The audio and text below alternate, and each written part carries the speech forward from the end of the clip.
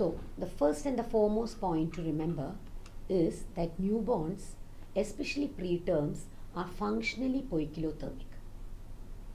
We all know, or at least we have a basic idea what homeothermia and poikilothermia is. We are homeothermic. Human beings are homeothermic. That is to say, we can regulate our own body temperature. Whereas a poikilothermic animal the temperature is actually at the mercy of the surroundings. Remember, we say that snakes are poikilothermic. A newborn baby, especially a preterm baby, is functionally poikilothermic. That is to say, its ability to regulate its own body temperature is suboptimal. During CPR, during resuscitation, we tend to forget the all-important T that comes actually before the ABC in neonatal resuscitation. So do not forget that a baby needs to remain warm during resuscitation. In the delivery room, be baby friendly. That is to say, adult temperature comfort is immaterial. You and me, we can feel hot and bothered because the room is warm. The actual VIP here is the baby who's arriving. There is an increased risk of hypothermia, therefore, after an LSCS, for example, because the operation theatre is colder. And secondly, in LSCS, the normal sympathetic activity induced by labor is reduced, or rather, the normal sympathetic activity is not existing.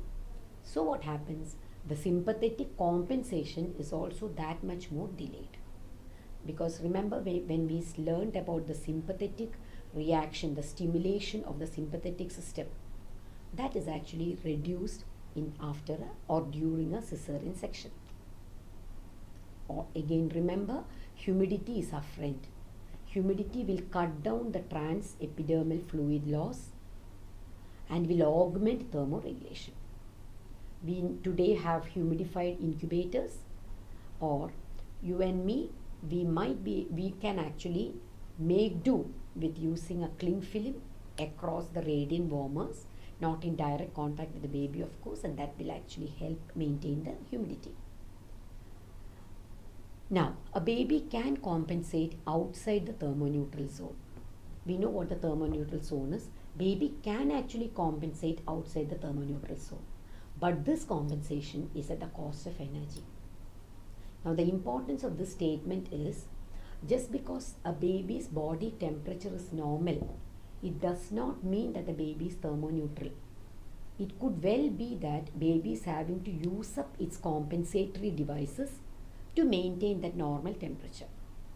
So just because a temperature probe tells you that the temperature is set, that's not the whole story. Look for other signs of stress. Check whether the baby is having tachycardia or tachypnea, or whether the baby is fidgety. It tells you that the baby is having to compensate because the baby is just outside its thermoneutral zone. This will actually help you to anticipate and prevent actual hypothermia. So there is a definite difference between feeling cold and being cold. So feeling cold is that the baby is being aware of the failing compensatory mechanisms, and baby will start showing you cues, and we ought to know what the cues are, like fidgety, the saturations are going up and down, the baby is looking, at times the baby actually looks even worried. These are the signs of feeling cold, and therefore look for the signs of stress. So being cold is established hypothermia.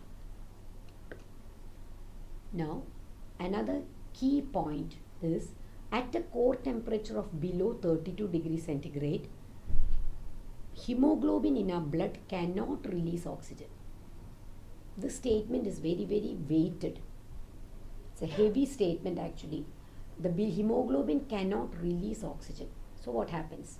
Baby will be really hypothermic, but baby will look red.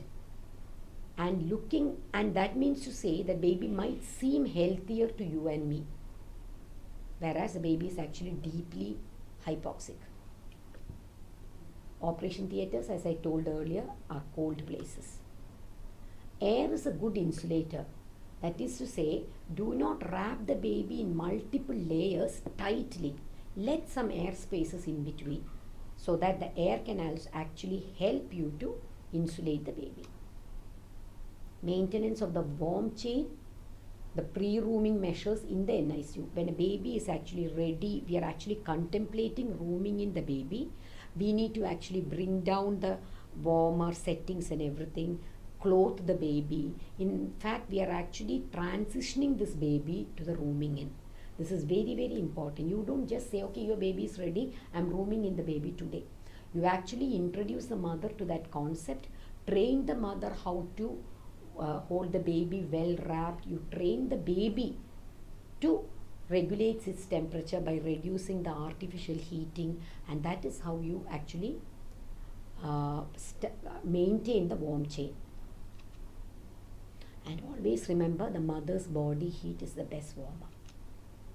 Finally, be aware of hypothermia and its various avatars.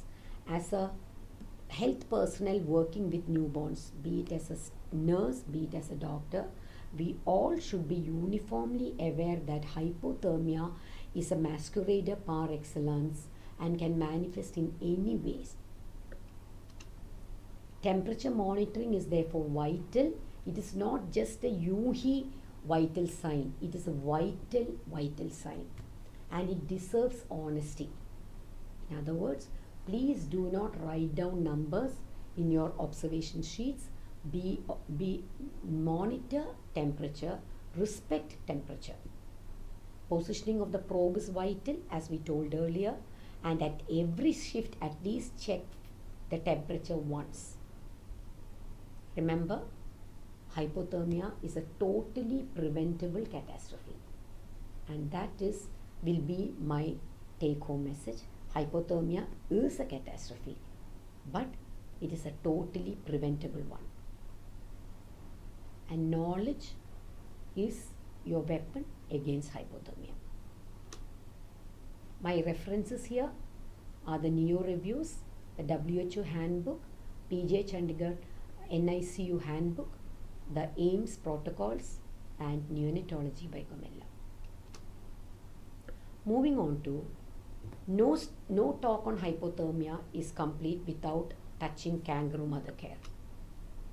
Kangaroo mother care, or the skin to skin contact, we all know the three components: the skin to skin contact, exclusive breastfeeding, and therefore an early discharge from hospital is possible.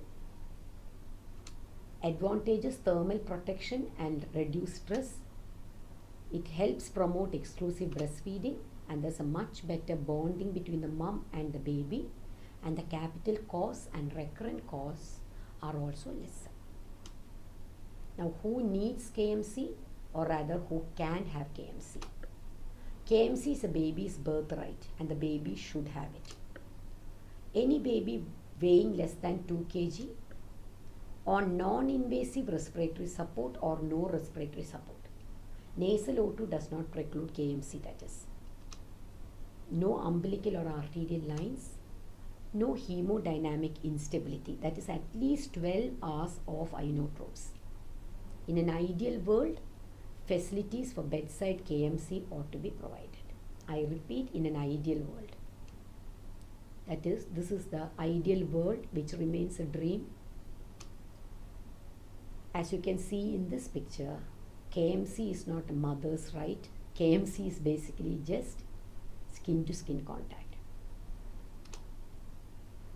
And I also say that maternal instincts can be equally paternal.